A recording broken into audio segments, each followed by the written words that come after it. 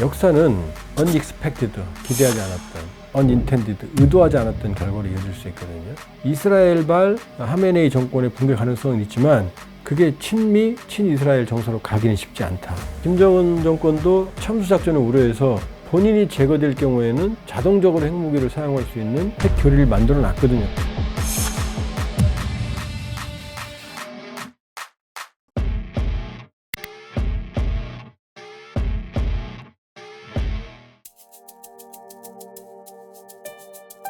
이란의 농축 수준이 상당히 위험한 상황이었다고 판단한 것 같고, 그게 결정적인 공격의 이유였다. 그리고 갑자기 결정된 건 아니다. 상당히 장기간의 작전, 몇 년에 걸친 작전 계획의 결과다. 이렇게 보니까요, 어떻게 보면 예정된 결과다. 근데 이 무슬림권들이 만일에 핵을 가지게 되면 이스라엘은 생존의 위협에 처하게 됩니다. 국토가 좁기 때문에 몇 발의 핵탄두만으로도 괴멸될 수가 있거든요. 그러니까 이스라엘로서는 불가피한 선택을 했을 거다.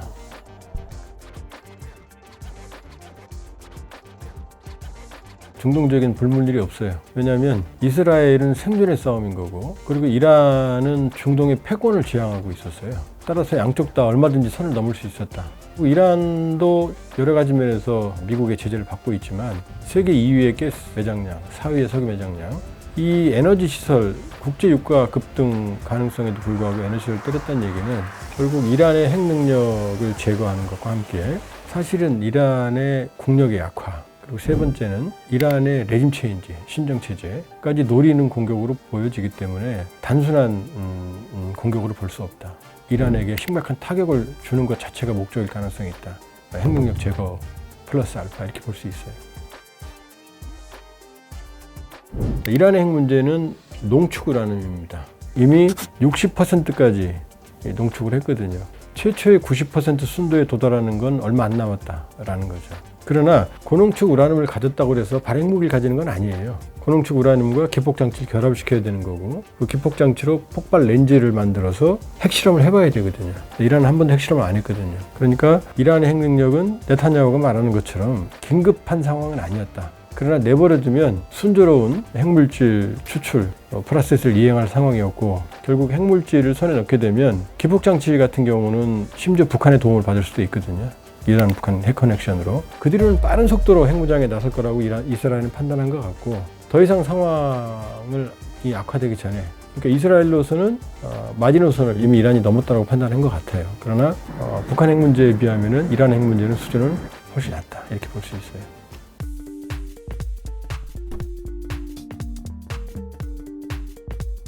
이란 핵 능력의 하드웨어와 소프트웨어를 동시에 파괴했다. 그렇게 보면 이란으로서는 회복하는 데 상당히 어려움이 있을 거다 이렇게 볼 수가 있고, 또 농축을 하는 뿐만이 아니라 그 이후에 핵무기화하는 프로세스를 관장할 수 있는 그런 소프트웨어, 그 브레인 풀들이 사라졌을 가능성이 있다. 그러면 이란으로서는 상당한 핵 개발에 타격을 받을 거다, 매우 심대한 타격을 받을 거다 이렇게 볼 수 있어요. 지금 이스라엘이 공격하는 수단은 동일한 장소, 의심되는 표적에 연속적으로 폭탄을 투하하는 겁니다. 벙커버스터가 게임 체인저는 아니다. 이스라엘 능력으로도 얼마든지 무력화할 수 있다. 오히려 더티밤의 가능성, 잘못 건드리면 대규모의 방사능 오염이 발생하기, 그 문제가 더 크다. 따라서 벙커버스터에 주목하는 건 이스라엘 공격 능력을 너무 과소평가하는 거다 이렇게 볼 수 있어요. 이란의 대응은 이스라엘이 공격하지 않으면 우리도 보복 안 하겠다. 이 정도의 초라한 대응밖에 못하고 있거든요. 그러니까 이 장면은 사실상 신정체제, 독재체제가 얼마나 허약한지, 그리고 본인은 지하 벙커에 숨고 일반 주민들은 테헤란에 탈출하는 이 장면. 이란 신정체제의 약점은 뭐냐면, 이란이라는 무한한 잠재력, 중동의 제국이 될 수 있는 잠재력을 신정체제가 누르고 있는 거거든요. 역사는 unexpected, 기대하지 않았던, unintended, 의도하지 않았던 결과로 이어질 수 있거든요. 미국과 이스라엘이 그걸 지금 못 보고 있죠. 만약에 신정체제를 제거하면 이란은 잠자는 사자가 깨어날 거예요.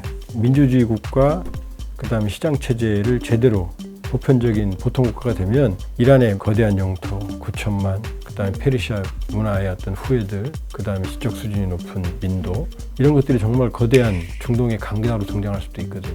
근데 그렇게 새롭게 태어나는 강자가 미국과 중국 말 듣는 순수한 양이 될지, 정말 사대가 될지는 아무도 모르죠.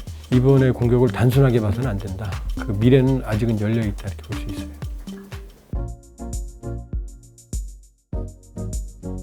이란의 초라한 국력을 보여준다고 그러면은 이란은 내부적으로 흔들릴 거다. 결국 신정체제가 이란 국민의 자존심에 큰 상처를 주게 되면 하메네이의 신정체제도 내상을 입을 거다, 이렇게 볼 수가 있고요. 이스라엘의 입장에서는 신정체제가 없어지면 이제 위협이 없어질 거다, 이렇게 판단하거든요. 그러나 그 이란 국민들이 이 신정체제, 이 이슬람의 과도한 종교 정치를 미워하지만, 싫어하지만 그렇다고 이스라엘을 좋아하는 건 아니거든요. 반이스라엘 정서가 아주 팽배해 있거든요. 그러니까 이스라엘발 하메네이 정권의 붕괴 가능성은 있지만 그게 친미, 친이스라엘 정서로 가기 쉽지 않다. 만일에 하메네이 정권이 붕괴한다면, 또 국제사회에 협력을 한다면, 핵 프로그램을 포기하고 국제사회에 편입이 된다면 상당 기간 동안 이 국제사회에 협력을 하면서 경제적 발전이나 국가 발전을 꾀하겠지만, 그렇다고 해서 친미 국가, 친이스라엘 국가가 되지는 않는다. 자기의 지도부들을, 군수뇌부, 과학자, 그 다음에 많은 인프라를 제거하고, 아무리 미워도 정치 지도자까지 타겟으로 할 정도라고 그러면 어느 국민이 그런 외부 세력을 좋아하겠어요. 북한은 이미 핵을 가지고 있고 여러 곳에 은닉시켜 놓고 있고 언제든 사용할 수 있는 준비가 되어 있는 걸로 추정이 되거든요.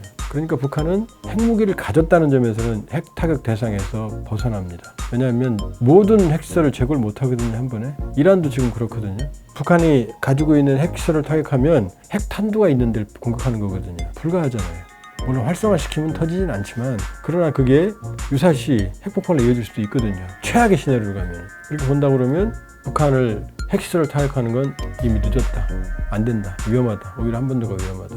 참수작전은 가능하겠죠, 지도부를 제거하는 건. 그러나 핵시설을 공격하는 건 너무나 위험하다. 그러니까 김정은 정권도 참수작전을 우려해서 본인이 제거될 경우에는 자동적으로 핵무기를 사용할 수 있는 핵 교리를 만들어 놨거든요. 법제에 놨거든요. 바로 그게 그것 때문입니다. 따라서 북한의 핵 문제는 이란 식으로 해결할 수 없다, 이 상황은 넘어섰다, 그렇게 볼 수가 있어요. 김정은 정권은 두 가지 딜레마에 처할 겁니다. 핵무기를 더 보유해야 되겠다라는 생각이 더 강해질 겁니다, 첫 번째. 그러나 뒤집어 생각하면 나도 안전하지 않겠다. 핵 개발하는 단계에서 폭격을 당한 거거든요, 핵시설을. 최고 수장인 하메네이를 제거한다라는 말이 공공에 나돌고 있거든요. 그럼 김정은을 제거하는 참수작전 얘기는 많이 오래전부터 나왔거든요. 그 다음에 레짐 체인지까지 나오고 있어요. 이 이란의 신정체제를 바꾸겠다. 그러면 김정은 본인도 대상이 될 수 있고 북한 체제도 레짐 체제의 대상이 될 수 있다는 공포를 느낄 수가 있잖아요. 그러니까 북한의 반응은 이 사태 이후에 방공망을 강화하라라는 김정은 위원장의 지시가 있었다고 그러거든요. 그러니까 김정은 정권으로서는 즐거운 상황이라기보다는 상당히 두려운 상황일 거다. 이미 NPT 체제는 흔들리고 있어요. 왜냐하면 이란도 NPT 비확산 체제에 들어있고 북한도 비확산 체제에 들어있거든요. 이스라엘, 인도, 파키스탄은 비확산 체제에 안 들어있었어요. 그러니까 제재를 안 받는 거죠. 또 사실상 본인들이 핵무기 있다고 공식적으로 얘기도 안 하고, 물론 다 알죠. 그러나 이란은 NPT 체제에 들어있고 북한은 탈퇴했죠. 그러니까 국제 제재를 받는 겁니다. 북한은 모든 걸 잃더라도 핵을 가지겠다라는 그런 전략을 취한 거기 때문에 다른 국가도 따라할 가능성이 있죠. 모든 걸 희생해서라도 핵을 가지겠다라는 선례를 남긴 거니까. 그러니까 북한의 핵 문제의 딜레마는 그겁니다. 현실적으로 가졌고 비핵화가 어려운데 그렇다고 인정을 해버리면 핵 질서가 깨지거든요. 거기다 푸틴 대통령도 선을 넘고 있잖아요. 틈만 나면 핵무기 쓸 거야 라는, 그 얘기는 NPT 약속을 어기는 거거든요. 뭐지? 약속을 어겨? NPT는 뭐냐? 핵무기를 가진 국가들이 비핵국가를 공격하지 않는다는 전제에서 출발해요. 근데 지금 비핵국가의 우크라이나를 사용한다고 협박을 하는 거잖아요. 벌써 깨지고 있다. 그렇기 때문에 미국도 이란에 대한 핵 문제와 북한에 대한 핵 문제를 다르게 접근하거든요. 이란은 완전히 제거, 북한 문제는 트럼프 정권은 안정화. 이거 우리한테 나쁜 시나리오죠. 북한의 핵을 인정할 수도 있으니까. 자, 그런 상황이기 때문에 이미 흔들리는 NPT 체제다.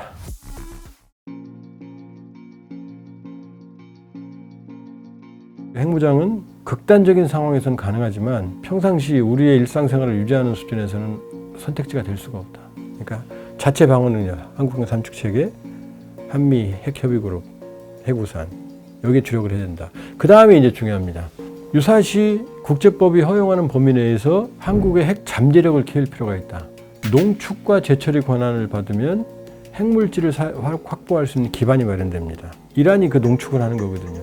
우리는 한미 원자력 협정만 개정하면 농축과 재처리 권한을 받을 수 있다. 자, 그러니까 그걸 반드시 확보해야 된다. 못 확보할 이유가 없다.